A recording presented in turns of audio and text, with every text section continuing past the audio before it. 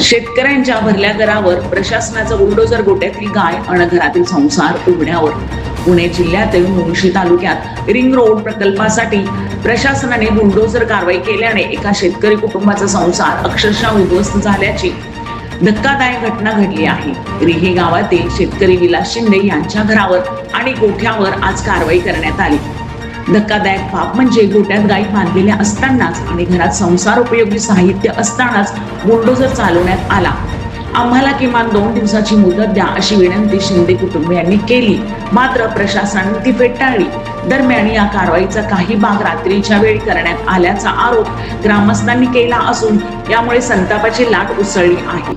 रात्री अशी कारवाई कायदेशीर आहे का असा सवालही उपस्थित केला जातोय.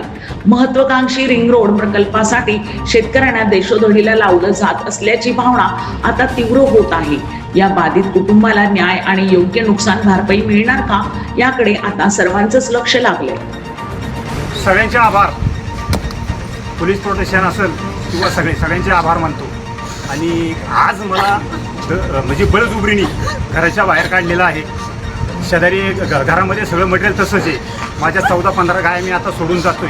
हे पोलीस प्रोटेक्शन असेल किंवा हे जे कोण असतील प्रशासकीय, त्यांनी आज बसून यांची जबाबदारी घ्यायची.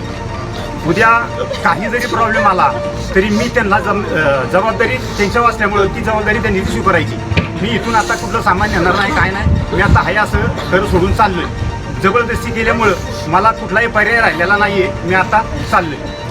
लोक कशी पूर्वीची जी म्हण होती की बाबा आम्ही काय खिंडी खाली जायचं का, तर आता आम्ही आता या खिंडीच्या दिशेने आता रवाना होतोय. तर सगळ्यांना बाय बाय. पारस मुथा यांचा रिपोर्ट.